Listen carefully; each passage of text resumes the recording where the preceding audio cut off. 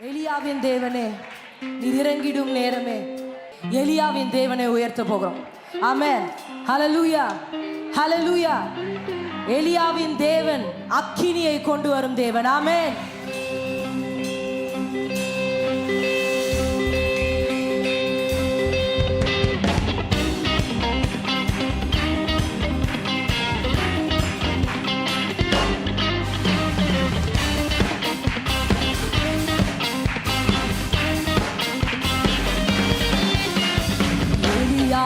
தேவனே அவர் இறங்கிடும் நேரமே எலியாவின் தேவனே அவர் இறங்கிடும் நேரமே அசைவாடும் அனலாக்கும் எங்கள் அக்கினி ஜுவாலையே அசைவாடும் அனலாக்கும் எங்கள் அக்கினி ஜுவாலையே எலியாவின் தேவனே எலியாவின் தேவனே அவர் இறங்கிடும் நேரமே எலியாவின் தேவனே அவர் இறங்கிடும் நேரமே அசைவாடும் அசைவாடும் அனலாக்கும் எங்கள் அக்கினி ஜுவாலையே அசைவாடும் அனலாக்கும் எங்கள் அக்கினி ஜுவாலையே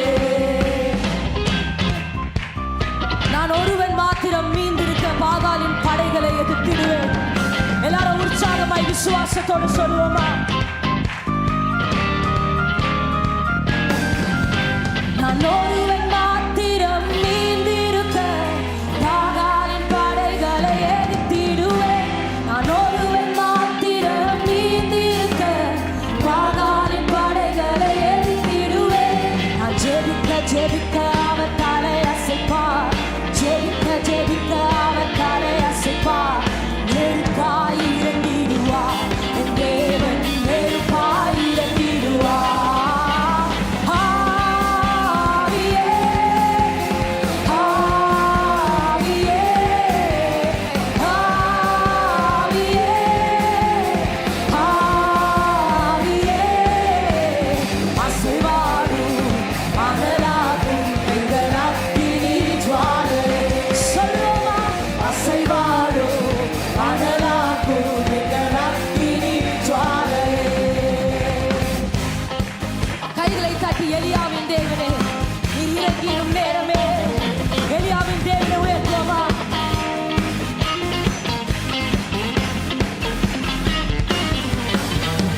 எலியாவின் தேவனே அவர் இறங்கிடும் நேரமே எல்லாரும் எலியாவின் தேவனை எலியாவின் தேவனே எதிர்பார்ப்போம். அவர் இறங்கிடும் நேரமே அசைவாடும் அசைவாடும் அனலாகும் எங்கள் அக்கினி ஜுவாலையே அசைவாடும் அசைவாடும் அனலாகும் எங்கள் அக்கினி ஜுவாலையே.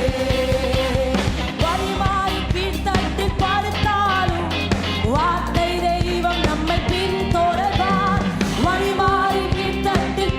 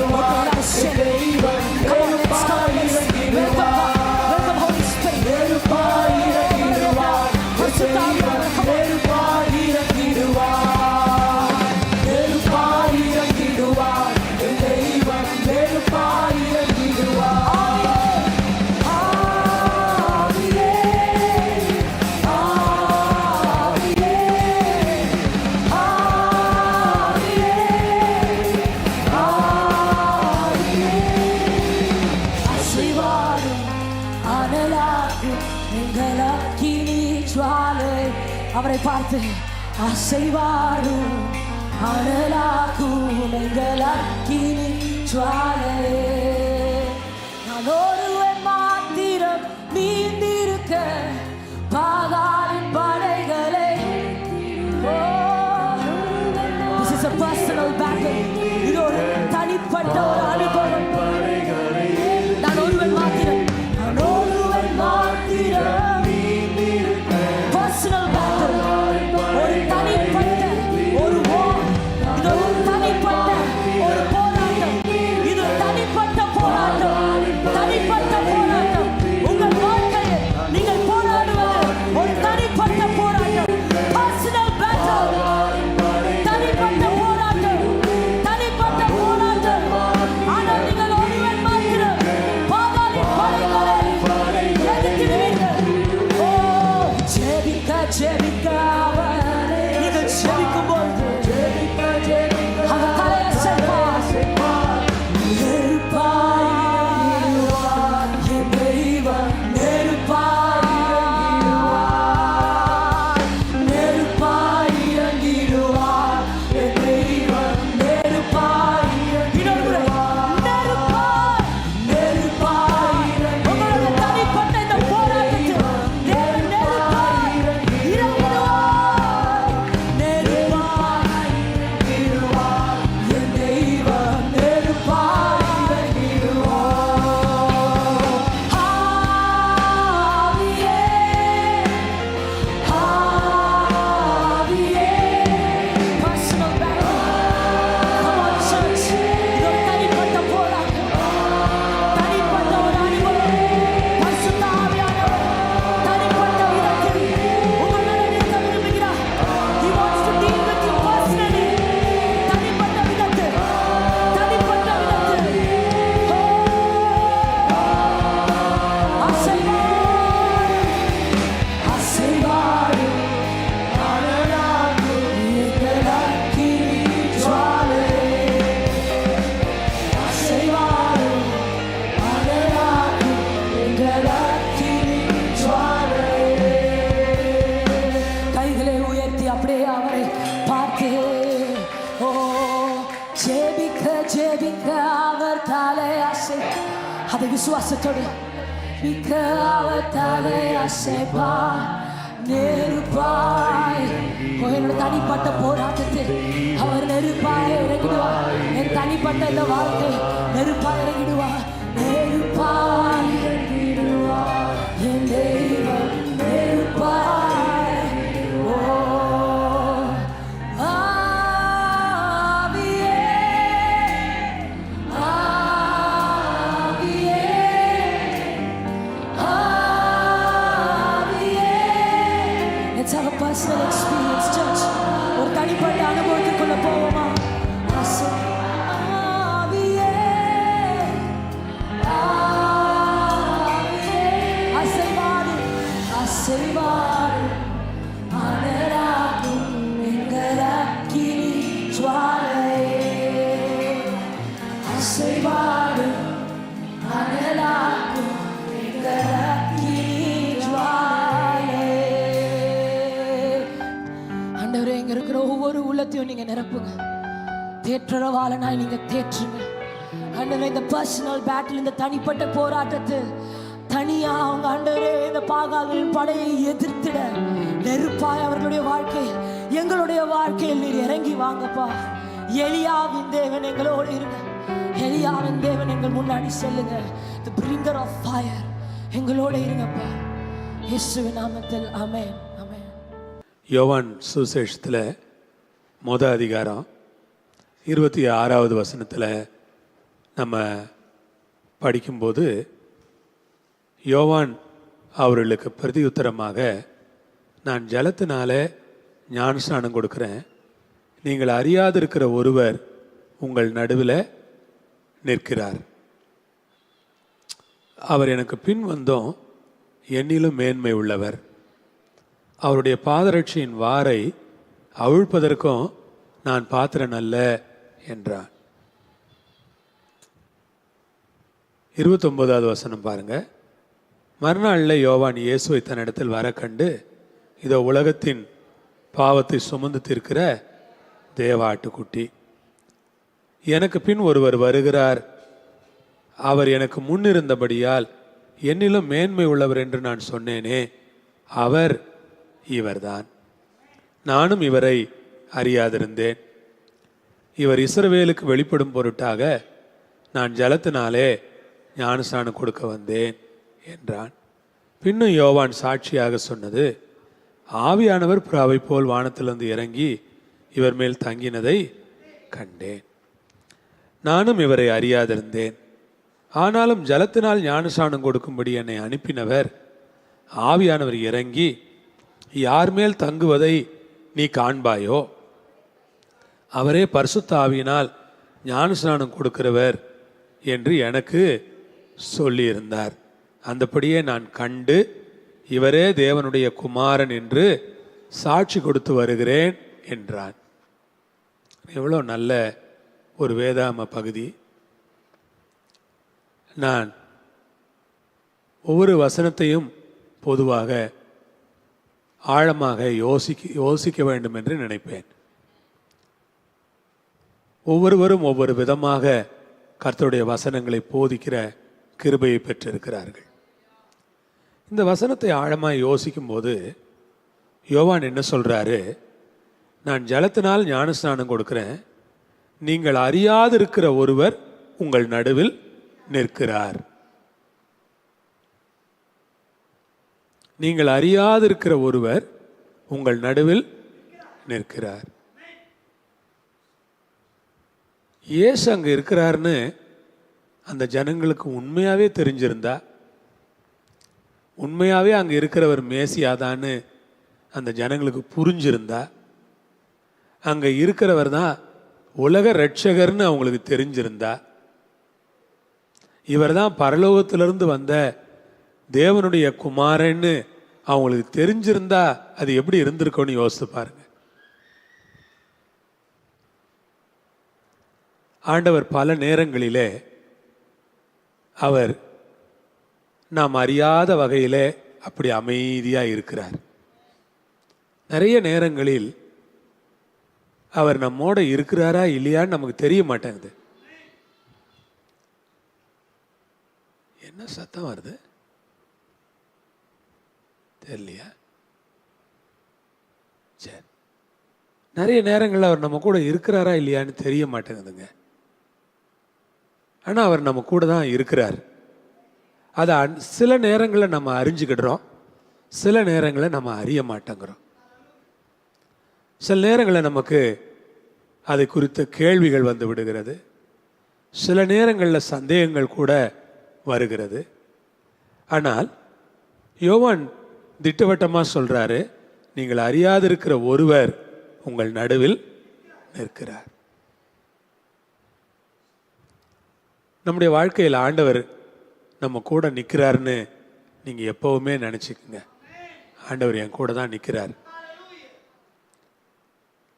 அவர் நிற்கிறது எனக்கு தெரியல, நான் நிற்கிறது மட்டும்தான் எனக்கு தெரியுது. ஆனால் யோவானுடைய வார்த்தையின்படி அவரும் என் கூட நிற்கிறார்.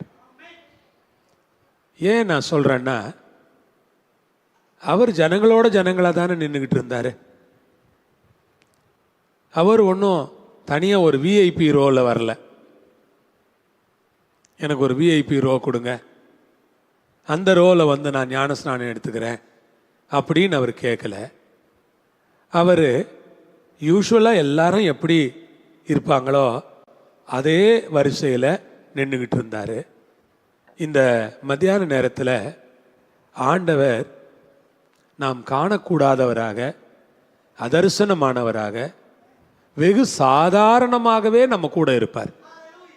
ஏன்னா ஸ்பெஷலாக நான் உன் கூட இருக்கிறேன் பாரு அப்படின்னு ஸ்பெஷலாக எதுவும் காட்ட மாட்டார்.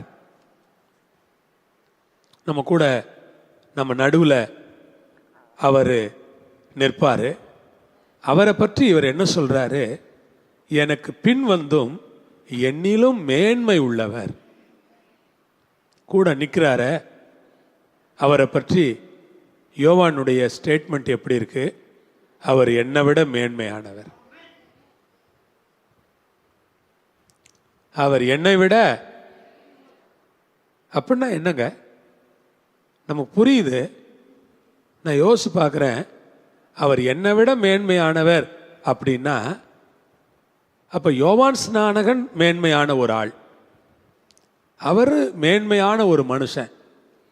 அவர் எவ்வளவு மேன்மையானவர் அப்படின்னா, இயேசு சொல்றாரு, ஸ்திரீகள்கிட்ட வந்த தீர்க்கதரிசிகளில் யோவானை விட பெரிய தீர்க்கதரிசியே இல்லை.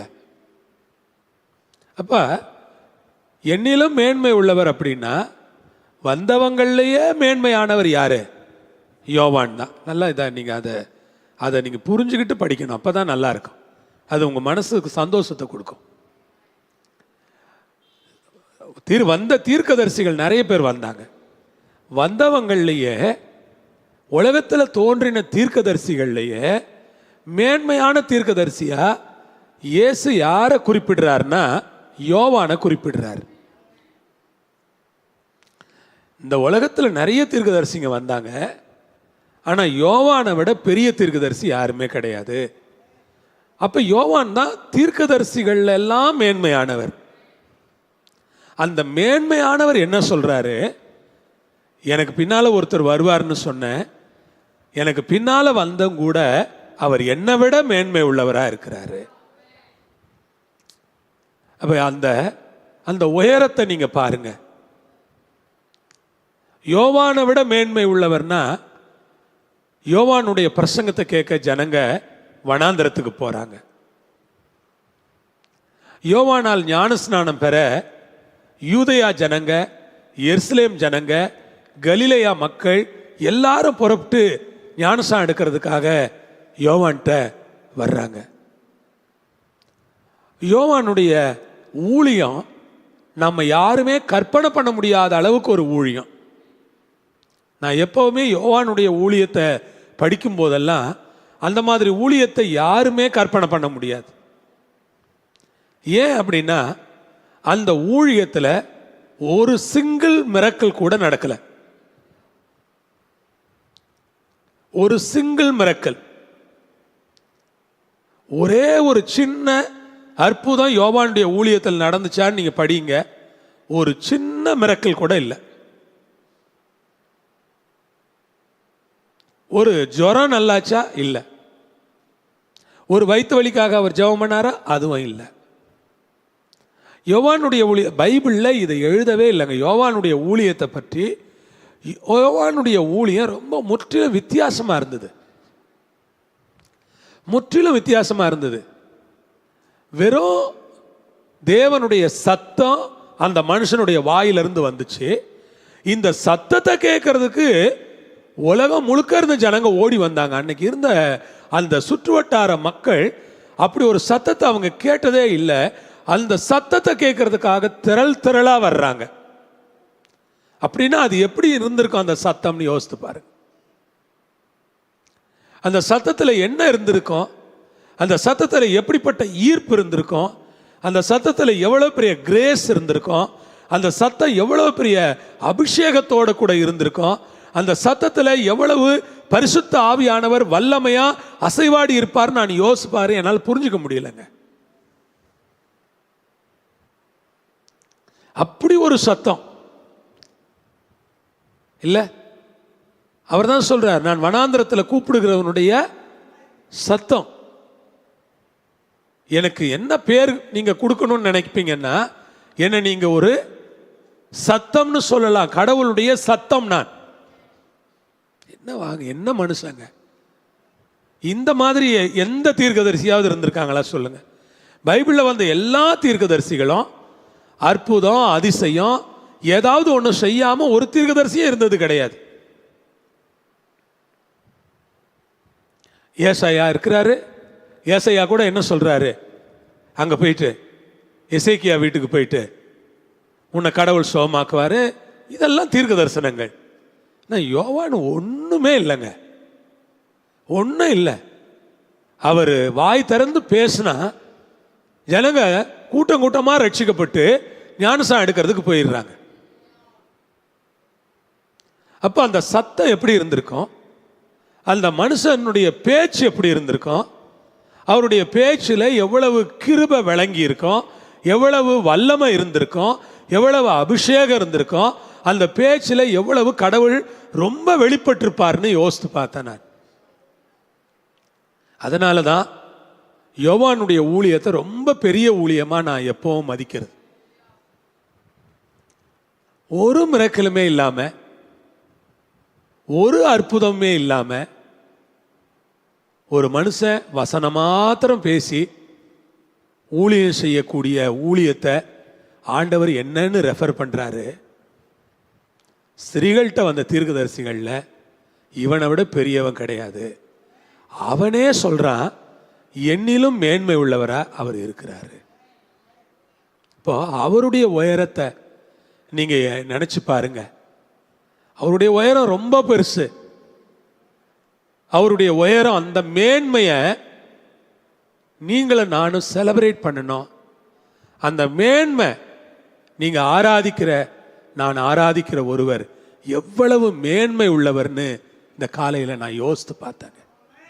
இவ்வளோ மேன்மை உள்ளவர், உலகத்தில் தோன்றின எல்லாரை விட மேன்மை உள்ளவர், மாபெரும் மனிதர்களை காட்டிலும் மேன்மை உள்ளவர். இந்த மேன்மை உள்ள ஒரு கடவுளை, இந்த ரட்சகரை நான் ஆராதிக்கிறதுக்கு எனக்கு ஒரு பாக்கியம் கிடைச்சிருக்கு.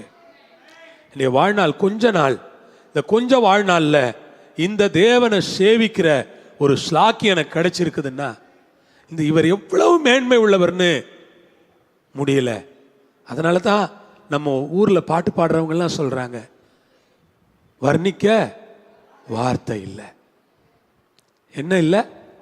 வார்த்தையால் அவருடைய மேன்மையை சொல்ல முடியாதுங்க. வார்த்தையால் அவருடைய மகத்துவங்களை விவரிக்க முடியாது. வார்த்தையால் இயேசு இப்படிப்பட்டவர்னு சொல்லி முடிச்சிட முடியாது. அவ்வளோ வர்ணிக்க முடியாத அளவிற்கு அவர் மேன்மை உள்ளவராக இருக்கிறாரு. இந்த மேன்மை உள்ளவரை தான் இவர் சொல்றாரு, அவர் மேன்மை உள்ளவராக இருக்கிறாரு. அவருடைய பாதரட்சியின் வார அவிழ்க்கிறதற்கு கூட எனக்கு ஐ ஆம் நாட் ஒர்த்தி. ரொம்ப அழகா சொல்லிட்டார். அவரே நான் தகுதி இல்லைன்னு சொன்னா நம்ம எல்லாம் என்ன சொல்றது?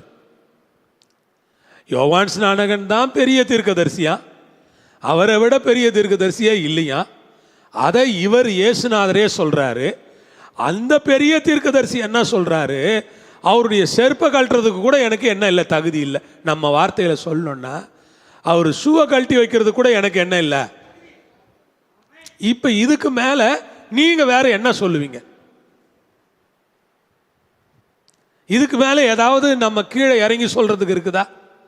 அதான் இருக்கிறதுலையே கீழே.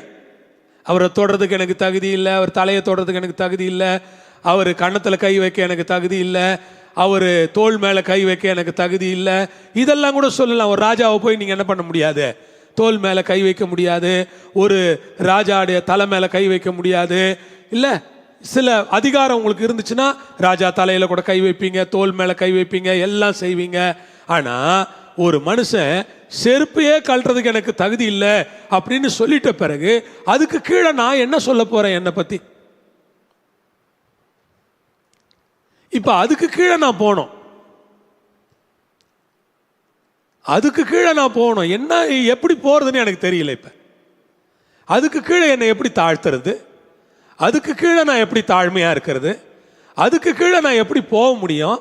எனக்கு ஒன்றும் விளங்க மாட்டேங்குதுங்க. நான் யோசித்து பார்க்குறேன், அதுக்கு கீழே எப்படி ஆண்டவரே நான் போகிறது? இதுக்கு கீழே செருப்புக்கு கீழே வேற என்ன இருக்குது நான் போகிறதுக்கு? எனக்கு சொல்லுவாங்கல்ல, அவர் காலுக்கு செருப்பாக இருந்தால் கூட போதும் அப்படிம்பாங்க நம்ம ஊரில். அவர் காலுக்கு செருப்பாக இருந்தால் கூட போதும் நான் அப்படின்வாங்க.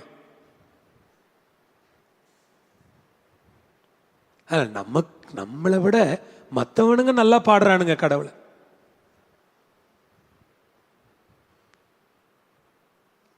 கல்லானாலும் இங்கே கல்லாவேன், மண்ணானாலும் அங்கே மண்ணாவேன், புல்லாங்குழலானாலும் அவர் ஊதுற குழலாவேன். அட பாவிகளா, அவனுங்க எவ்வளோ பாடுறானுங்க. மண்ணானா கூட நான் எங்கே தான் மண் ஆகணும் அப்படிங்கிறான். அவனுங்களுக்கு எவ்வளோ வெளிப்பாடு இருக்கு பாருங்க. நீங்கள் அதை சாதாரணமாக நினைக்காதீங்க. அவன் எவ்வளவு சிந்திக்கிறான் பாருங்க. அவனுக்கு என்ன ஏதோ ஒரு பக்தியில் அவனுக்கு அது தப்புன்னு தெரியாது, அவனுக்கு அது விக்கிரகன்னு தெரியாது, அவனுக்கு பக்தியில் தான் சொல்கிறான். அவனுக்கும் பக்தி இருக்கிறதுனால தான் என்ன பண்ணுறான் சொல்கிறான். நம்ம அதை கிரிட்டிசைஸ் பண்ண முடியாது. ஏன்னா அவன் அவ்வளோ டீப்பாக பாடுறானே, அவன் அவ்வளோ டீப்பாக எழுதுறானே, அவன் நம்மளை விட டீப்பாக போயிட்டான். செருப்பெல்லாம் சொல்லலை. இப்போ அவன் நான் மண்ணானா கூட அங்கே தான்ப்பா மண்ணா இருக்கணும் அப்படிங்கிறான். அவனுக்கு அப்படி டீப்பாக போயிட்டானுங்க. அதை கேட்கும் போதெல்லாம் யோசிப்பேன் நான், கடவுளை இவனுங்களுக்கு இருக்கிற வெளிச்சம் கூட எங்களுக்கு இல்லையே, எனக்கு என்ன வெளிச்சம் இருக்கு இவனுங்களுக்கு, இவனுக்கு எப்படி கிடைக்குது இந்த மாதிரி வார்த்தைகள்லாம், எப்படி இவனுங்க இப்படியெல்லாம் இருக்கானுங்க. கர்த்தருக்கு ஸ்தோத்திரமும் மகிமையும் உண்டாவதாக. இப்போ சொல்கிறாரு, நான் அவருடைய பாதரட்சியின் வார கழட்டுறது கூட எனக்கு தகுதி இல்லைன்றாரு. இப்போ நம்ம இந்த உபவாச நாட்களில் இந்த மாதிரி ஒரு தாழ்மையோட நம்முடைய உபவாசங்களை ஏறெடுக்கலாம். நம்ம வேற எந்த சிந்தையும் நமக்கு வேண்டாம். நான் ஆரம்பத்திலே ஜெபம் பண்ணது போல இந்த இடத்துக்கு வர்றதுக்கு நமக்கு எந்த காரணமும் வேண்டாம். இது அவருடைய வீடு, இது அவருடைய வீட்டுக்கு நம்ம வர்றோம். இங்கே எனக்கு அதை கொடுப்பாரு, இதை கொடுப்பாரு, அதெல்லாம் எனக்கு ஒன்றும் இல்லை. எந்த அஜெண்டாவும் எனக்கு இல்லை. எந்த விதமான பெரிய எதிர்பார்ப்புகளும் எனக்கு இல்லை. நான் சிம்பிளாக அவரை ஆராதிக்கிறதுக்காக ஒரு அடிமையை போல நான் இந்த 21 நாளும் அவருக்கு முன்னால் நின்று ஜெபம் பண்ண போகிறேன். வேற ஒன்றும் நான் செய்ய போகிறதில்ல. எனக்கு வேற ஒன்றும் வேண்டாம். எனக்கு அவர் வேணும், அவருடைய சமூகம் வேணும், அவருடைய பிரசன்னம் வேணும். இதுதான் என்னுடைய வாஞ்சை. நான் அவருடைய பாதரட்சி வார அவிழ்க்க எனக்கு தகுதி இல்லைன்னு எனக்கு தெரியும். நான் எதுக்குமே தகுதி இல்லைன்னு எனக்கு தெரியும். ஆனால் என்னை தேவன் எவ்வளவாய் தகுதிப்படுத்தி இருக்கிறாருங்கிறதையும் நான் அறிஞ்சிருக்கிறேன்.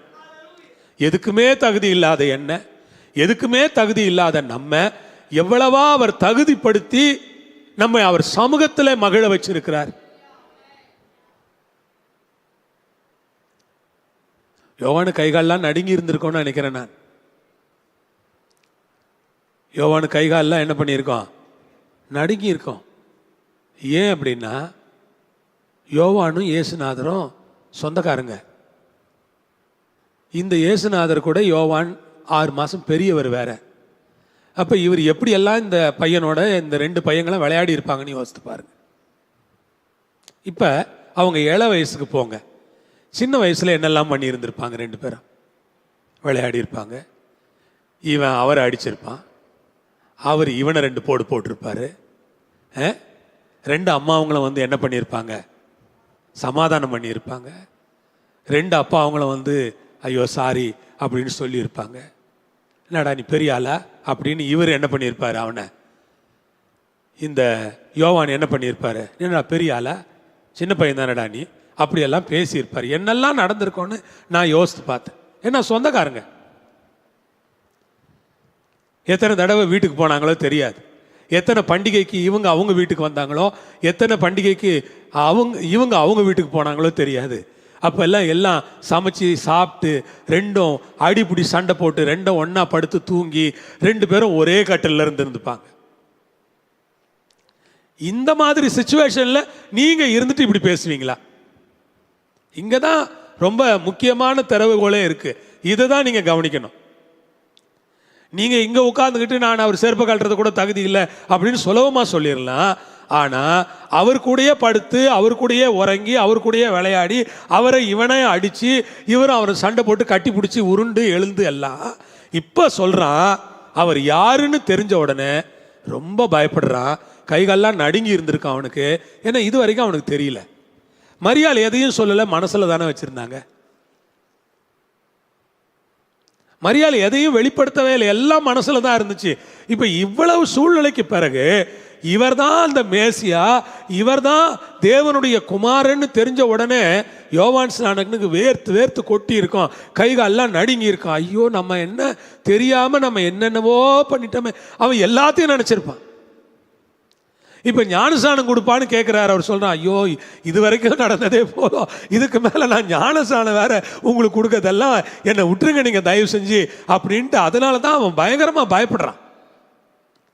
அவர் சொல்றாரு, இல்ல,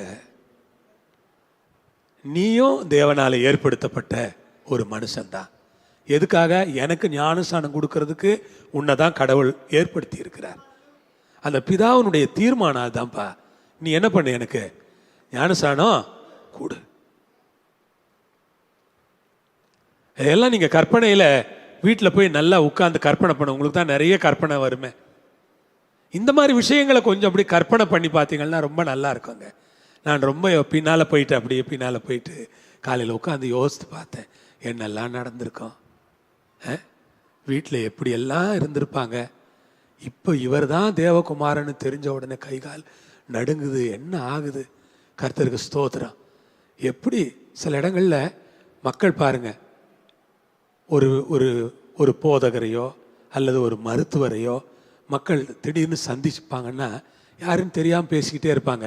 அப்புறம் நீங்கள் உங்கள் பேர் என்ன, நீங்கள் யாருன்னு கேட்கும்போது, நான் பாஸ்டர் டேனியலு அப்படின்னு ஐயா நீங்கள் தான் பாஸ்டர் டேனியலா, நான் தெரியாமல் இவ்வளோ நேரம் ஏதோ பேசிக்கிட்டு இருந்துட்டேன் ஐயா. அதுக்கே பயப்படுவாங்க. ஒரு பாஸ்டருக்கு இவ்வளோ பயம்.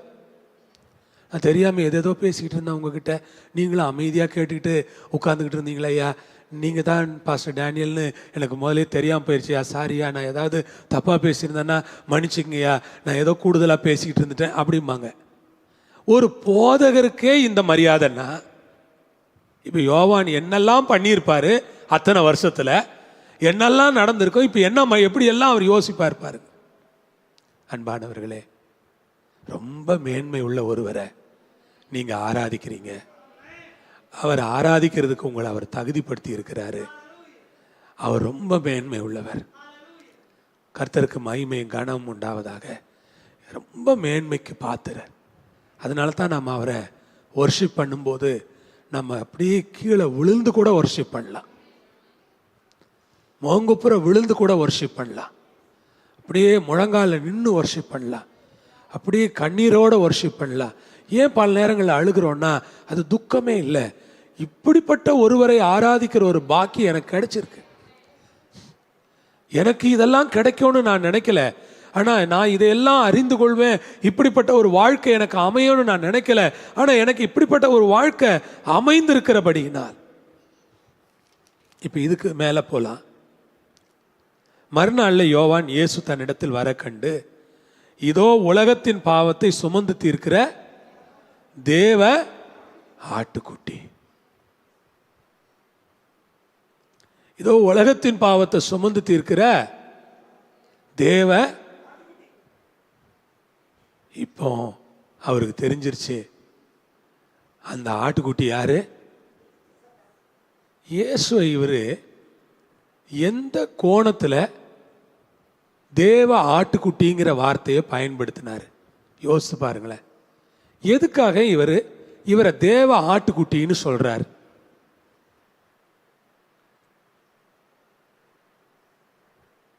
சும்மா உங்க கற்பனைக்கு என்னதான் எட்டுதுன்னு பார்ப்போமே. நீங்க என்ன நினைக்கிறீங்க? எதனால இவர் தேவ ஆட்டுக்குட்டின்னு சொல்றார்? அப்படி யோசிங்க. இவர் தான் உலகத்தின் பாவத்தை சுமந்திக்க போற மேசியான்னு சொல்லலாம், இயேசுநாதர்னு சொல்ல ஏதாவது சொல்லியிருக்கலாம். ஆட்டுக்குட்டின்னு ஏன் சொல்லணும்?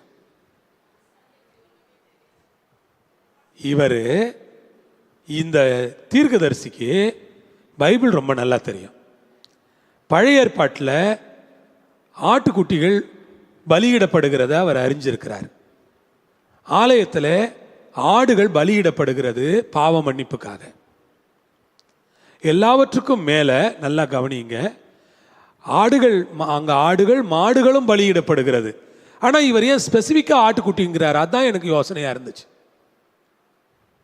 நமக்காக பலியிடப்பட போகிற உலகத்தின் பாவத்தை சுமந்து இருக்கிற காலமாடுன்னு சொல்லியிருக்கலாம் அவரை. உபயோகப்படுத்துகிற ஒவ்வொரு வார்த்தைக்கும் ஏதாவது ஒரு பின்னணி இருக்கணும் இல்லை? உபயோகப்படுத்துகிற ஒவ்வொரு வார்த்தைக்கும் ஏதாவது ஒரு பின்னணி இருக்கணும். ஏசாயா தீர்க்க தரிசனத்தில் இருந்து இவர் எடுத்துக்கிறார். என்ன எடுத்துக்கிறார்னா, அவர் வாயை திறவாமல் இருந்த ஒரு ஆட்டுக்குட்டியை போல இருந்தார். மயிர் கத்திரிக்கிறவனுக்கு முன்பாக வாயை திறவாது இருக்கிற ஆட்டுக்குட்டியை போல இருந்தார் அப்படிங்கிறத இவர் மனசுல எடுத்துக்கிறார். எடுத்துக்கிட்டு இந்த ஏசாயாவில் சொல்லி இருக்கிற ஆட்டுக்குட்டியும் இங்க வந்திருக்கிற இந்த இயேசுநாதரும் ஒண்ணுதான், ரெண்டும் ஒண்ணுதான். ஏசாயாவில் சொல்லி இருக்கிற ஆட்டுக்குட்டி வேற, இங்க வந்திருக்கிற இந்த இந்த இயேசுநாதர் வேற இல்லை. இவர் தான் அந்த ஆட்டுக்குட்டி. இவரை பத்தி தான் அந்த மனுஷன் என்ன பண்ணியிருக்கிறாரு, தேவா வாயை திறவாத இருக்கிற ஆட்டுக்குட்டியை போல இருந்தாரு அப்படின்னு இந்த ஆட்டுக்குட்டியை பற்றி தான் அந்த மனுஷன் பேசி இருக்கிறாரு. அதனால இங்க இருக்கிறது யாரு? ஆட்டுக்குட்டி.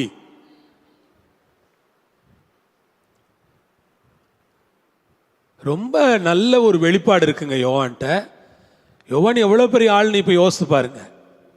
யோவான் சாதாரண ஆள் இல்லைங்க.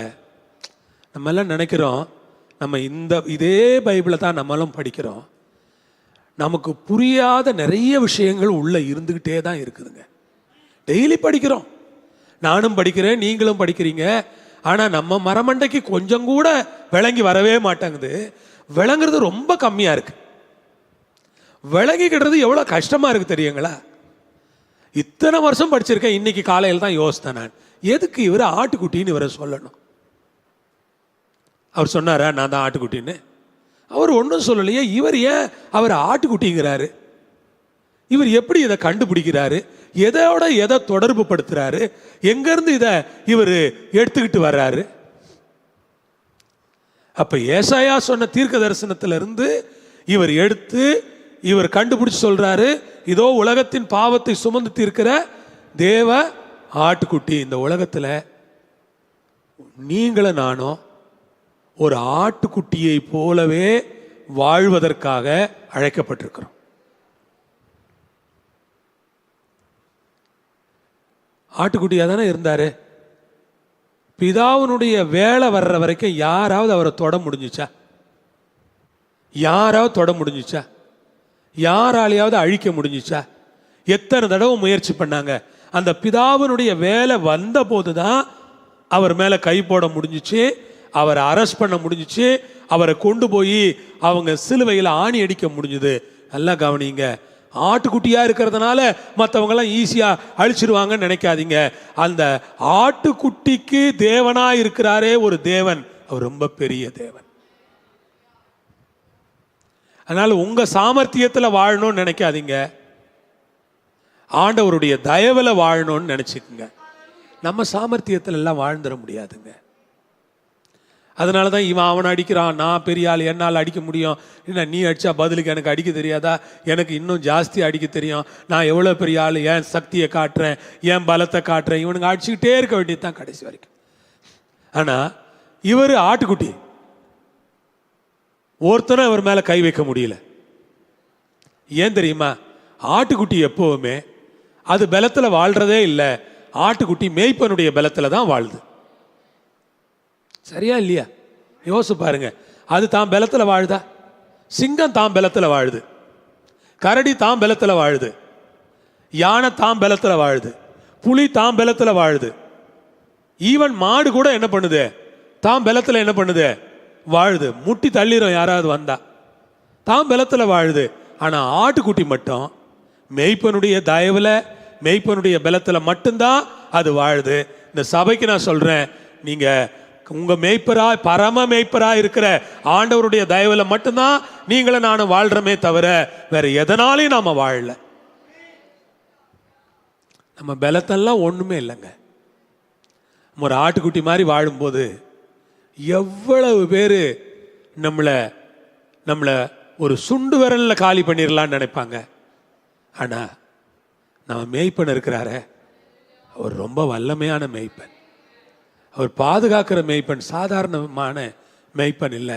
அந்த மேய்ப்பனுடைய தயவுல தான் நான் சுகமா இருக்கிறேன். அந்த மேய்ப்பனுடைய தயவுல தான் நான் வாழ்ந்துகிட்டு இருக்கிறேன். அந்த மேய்ப்பனுடைய தயவுல தான் நான் உடுத்துறேன், அந்த மேய்ப்பனுடைய தயவுல தான் நான் சாப்பிட்றேன், அந்த மேய்ப்பனுடைய தயவுல தான் நான் தூங்குறேன், அந்த மேய்ப்பனுடைய தயவுல தான் நான் எழும்புறேன், அந்த மேய்ப்பனுடைய தயவுல தான் என் வாழ்க்கை நடக்குது, அந்த மேய்ப்பனுடைய தயவுல தான் எனக்கு ஒவ்வொன்றும் கிடைக்குது. எல்லாம் எனக்கு கிடைச்சிச்சு அப்படின்னா அந்த மேய்ப்பனுடைய தயவுல கிடைச்சிச்சு. என் பலத்துலலாம் எனக்கு ஒன்றும் கிடைக்கல. அதனால நான் எப்பவும் தைரியமா நம்பிக்கையோடு சொல்றேன், உங்களை உற்சாகப்படுத்துறேன், நீங்க ஒரு ஆட்டுக்குட்டியாவே இருங்க.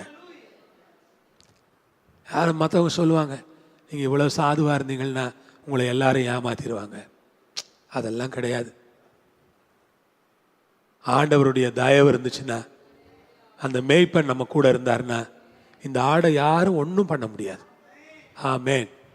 இந்த ஆட்டுக்கான வேலை வர்ற வரைக்கும் ஒருத்தர் இது மேலே கை வைக்க முடியாது. அதானே இயேசுவுக்கு நடந்துச்சு. அந்த ஆட்டுக்குட்டியா அவர் இருக்கிறார், ஆட்டுக்குட்டியா இருக்கிறார். அவருக்கு என்ன பாதுகாவலர்கள் கூட போனாங்களா? இல்லைங்க. அவர் பாட்டுன்னு போறார், அவர் பாட்டுன்னு வரார், அவர் பாட்டுன்னு இருக்கிறார், எல்லாம் அவர் பாட்டுன்னு செய்கிறார். என்ன காரணம்னா பிதா அவர் கூடயே இருக்கிறார். ஒரு ஆட்டுக்குட்டியை விட்டுட்டு மேய்ப்பன் வேடிக்கை பார்ப்பானா? பார்க்க மாட்டான். மேய்ப்பன் எவ்வளவு அக்கறை எடுத்துக்குவான். அதே மேய்ப்பன் தான் நம்ம மேய்ப்பனும் கூட. நம்ம மேலே ஆண்டவர் ரொம்ப அக்கறையாக இருக்கிறாரு. உபவாச நாட்களில் நீங்கள் தாழ்த்தி ஜெபம் பண்ண போகிறீங்க. நம்ம ஒரு ஆட்டுக்குட்டியை போல் மாற போகிறோம்.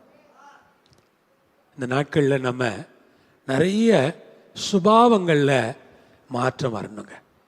நிறைய பேர் இன்னும் வைராக்கியம், சண்டை போடுறது, அடி தடி, வீட்டில் கத்துறது, கூச்சல் போடுறது, திட்டுறது, வாய்க்கு வந்ததெல்லாம் பேசுறது. ரட்சிக்கப்பட்டுட்டு நம்ம இப்படி எல்லாம் இருந்தோம் அப்படின்னா ஆட்டுக்குட்டியினுடைய சுபாவமே நம்மள்கிட்ட இல்லை.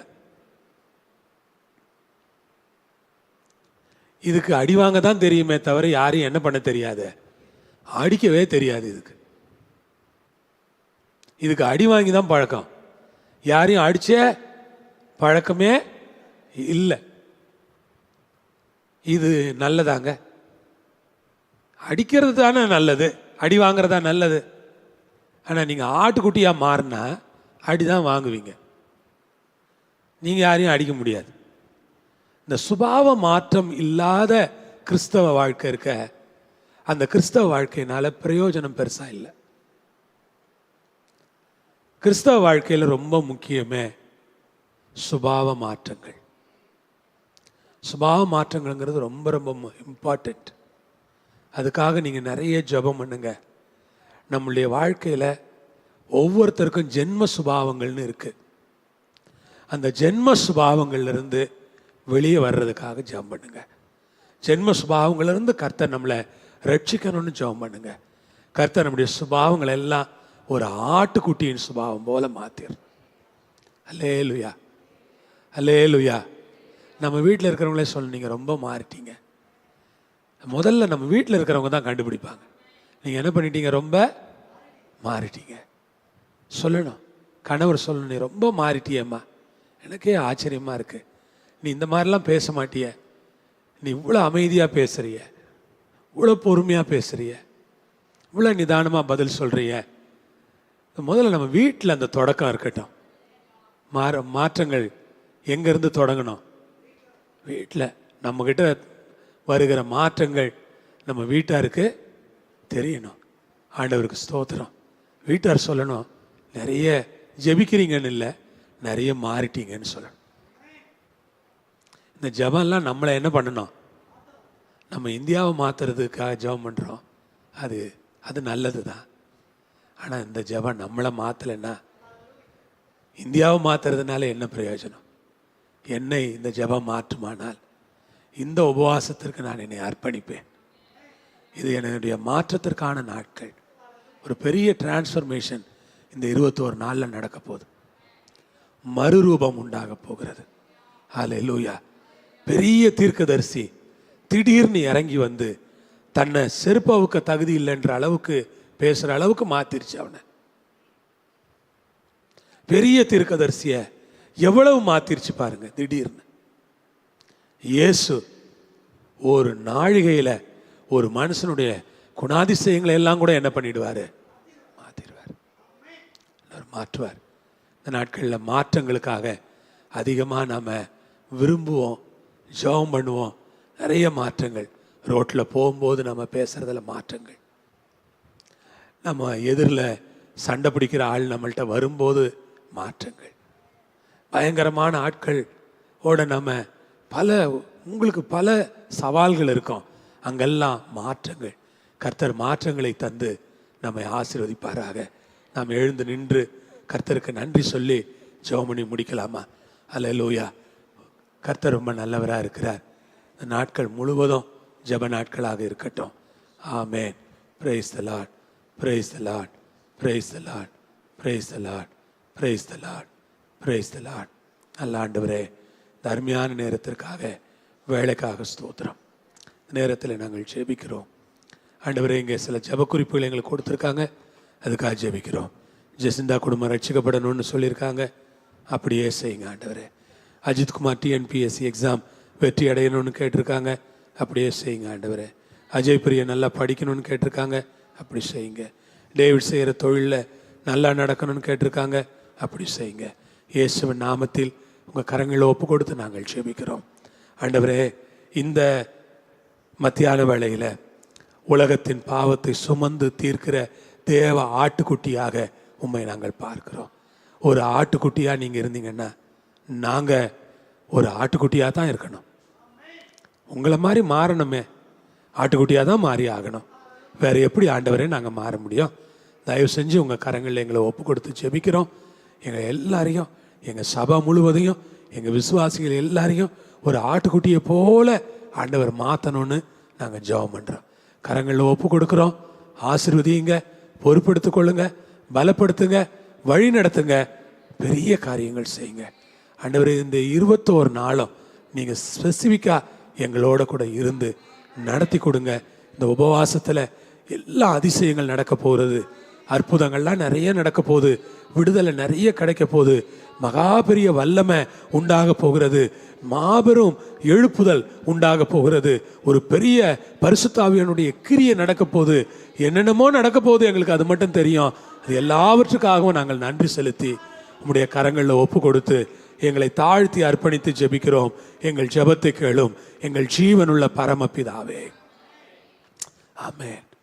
என் ஆத்மாவே கர்த்தரை ஸ்தோத்திரி, முழுவதுமே பரிசுத்த நாமத்தை ஸ்தோத்திரி.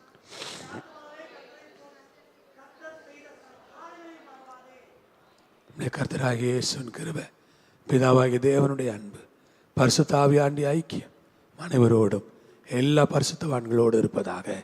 ஆமென், ஆமென். அல்லேலூயா.